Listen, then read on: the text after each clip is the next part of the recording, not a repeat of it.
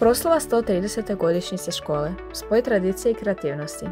U povodu obilježavanja 130 godina postojanja naše škole za grafiku, dizajn i medijsku produkciju, 5. prosinca 2025. godine u Kulturnom centru KNAP održana je svečana proslava koja je privukla mnoštvo uzvanika i ljubitelja umjetnosti.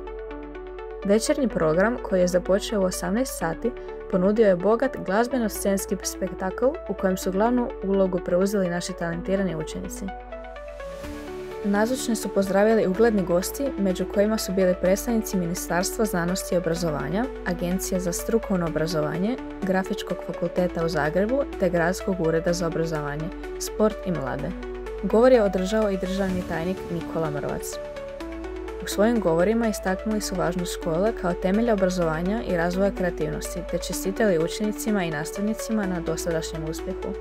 Glavni dio večeri obilježila je izvanredna umjetnička izvedba naših učenika. Likovi iz legendi i bajki uživjeli su na pozornici zahvaljujući maštovitim izvedbama školske dramske skupine. Sve je bilo popraćeno emotivnim nastupima školskog zbora, solista te dinamičnim plesnim točkama suvremenih plesača i breakdance skupine. Ovi raznoliki nastupi istaknuli su kreativnost i predanost učenika koji su uz podršku svojih mentora uspjeli prenijeti snažne poruke zajedništva, povijesti i umjetnosti.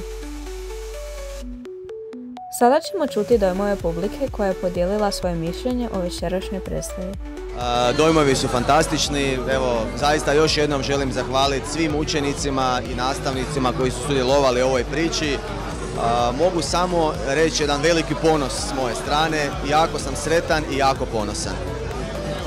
Pa meni je bilo iskreno genijalno, glumci su bili super, filmovi odlični, govori spektakularni, to je to, evo ništa, genijalno je bilo. Hvala. Ja mislim da je bilo super, ja mislim da je cijela ekipa dala sve od sebe, i glumci, i band, i zbor, i sve.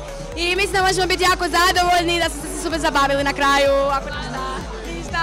Ćao. Bilo je odlično, znači presretna sam jer su učenici odradili to bolje nego na iti jednoj probi, evo, baš sam jako sretna i hvala im na tome.